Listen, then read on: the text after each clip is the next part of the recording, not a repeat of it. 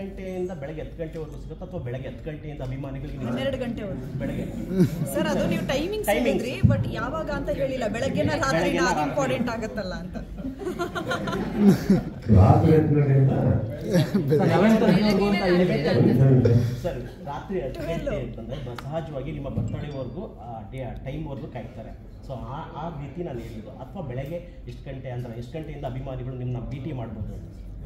2ನೇ ತಾರೀಕು ಬೆಳಗ್ಗೆ 10 ಗಂಟೆಯಿಂದ 12. ನಾನು 1ನೇ ತಾರೀಕು ರಾತ್ರಿ 10 ಗಂಟೆಗೆ ಬಂದರೆ ಜಯನಗರದಲ್ಲಿರೋ ನನ್ನ ಸ್ನೇಹಿತರು ಅಷ್ಟಾಡ್ಕೊಂಡಿದ್ದಾರೆ. ನೀವು ಜಯನಗರ ಅಂತ ಅಲ್ಲೇ ಸೆಲೆಬ್ರೇಟ್ ಮಾಡಿ ಅಂದ್ಬಿಟ್ಟು ಬೆಳಗ್ಗೆ 10 ಗಂಟೆ ಸರ್. ಬೆಳಗ್ಗೆ 10 ಗಂಟೆಯಿಂದ 12 ಗಂಟೆ ಸರ್. ಅಲ್ಲ ಸರ್ ಈಗ 10 ಗಂಟೆ ಸಹಜವಾಗಿ ನಾನು 20 ಆಗ್ತಾ ಇದೆ ಅಂತ ಹೇಳಿದ್ದು ಅವರು ತುಂಬ ಸೀರಿಯಸ್ ಆಗಿ ತಗೊಂಡ್ಬಿಟ್ಟಿದ್ದಾರೆ.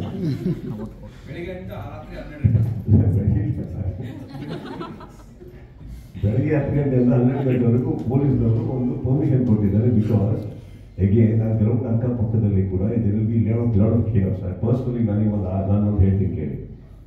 ನಾವು ಮುಂಚೆ ಎಲ್ಲ ತಗೊಂಡು ಯಾವುದೇ ಒಂದು ಸ್ಟ್ರೈಕ್ ಅಂತ ಹೋಗ್ಬೇಕಾದ್ರೂ ನಾವೆಲ್ಲ ಕೆಲವರು ಕೂತ್ಕೊಂಡು ಡಿಸ್ಕಸ್ ಮಾಡ್ತಾ ಇದ್ದಿದ್ದು ನಾವು ಏನು ಹೇಳಕ್ ಕೊಡ್ತಿದ್ದೀವಿ ಕೆಲವು ವಿಚಾರಗಳಲ್ಲಿ ಅದನ್ನ ಹೇಳೋ ರೀತಿ ಹೇಳ್ಬೋದಲ್ಲ, ಜನಗಳಿಗೆ ಯಾಕೆ ತೊಂದರೆ ಕೊಡಬೇಕು.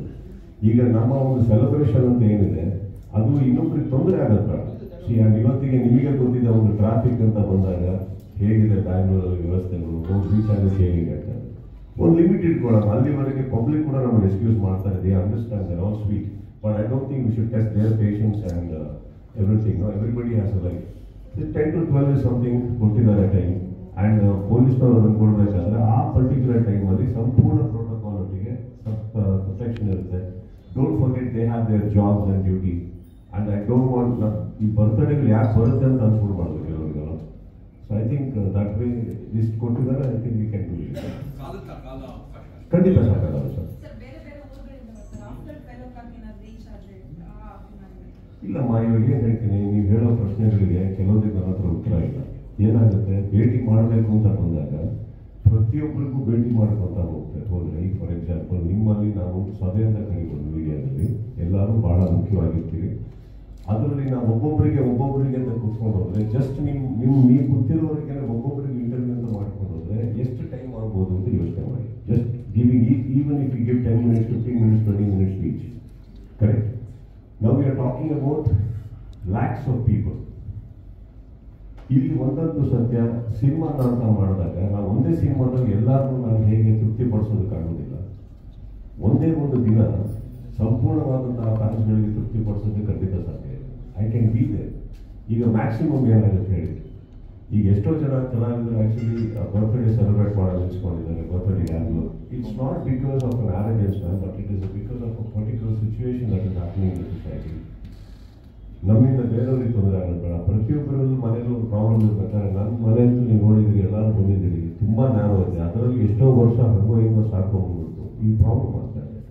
ಹಾಗಂದಾಗ ಫ್ಯಾನ್ಸ್ಗಳಿಗೆ ನಮಗೆ ಕೆಲಸ ನೀಡಿಲ್ಲ ಅಂದರೆ ಈ ಸಭೆನೇ ನಡೀತಾ ಇರಲಿಲ್ಲ. ನಾನು ನಿಮ್ಗಳೆಲ್ಲ ನಿಮ್ಮ ಕೆಲಸದಲ್ಲಿ ನನಗೆ ಗೊತ್ತಿರೋ ಹಾಗೆ ನಿಮ್ಗಳಿಗೂ ತುಂಬ ಜನಕ್ಕೆ ನಿಮ್ಮಿಂದಾದಂಥ ಜವಾಬ್ದಾರಿಗಳಿದೆ. ಇದಕ್ಕಿಂತ better things are there in life. But ನೀವೆಲ್ಲ ಬಂದಿದ್ದೀರ ಅಂದರೆ it is because I will not take that for granted. ನಿಮ್ಮ ಮೂಲಕ ನಾನು ಕೆಲವರಿಗೆ ಹೇಳಲೇಬೇಕಿಲ್ಲ, I can't please everybody. It is not possible, but I want to be there. So that is an effort. ನಾನು effort ಆಗ್ತಾ ಇರೋದು ಏನಕ್ಕೆ ಅಂತಂದರೆ ಪ್ರತಿಯೊಬ್ಬರಿಗೂ ಸಿಗಬೇಕು, ಮಾತಾಡಬೇಕು. ಬಟ್ ಒಬ್ಬೊಬ್ಬರಿಗೂ ಸಿಗಬೇಕು, ಒಬ್ಬೊಬ್ಬರಿಗೂ ಆಗಬೇಕು ಅಂದರೆ you just think, is it possible, humanly possible by me alone? Ayesha ಅವರೇ, ಬೇಡ ನೀವು ಅವಮಾನ ಮಾಡಿ. ಇದು ಅವ್ರಿಗೆ ಭಗವಂತ ಒಂದು 2 ಅಡಿ ಜಾಸ್ತಿ ಕೊಟ್ಟಿರೋಂಥ ಸ್ವಲ್ಪ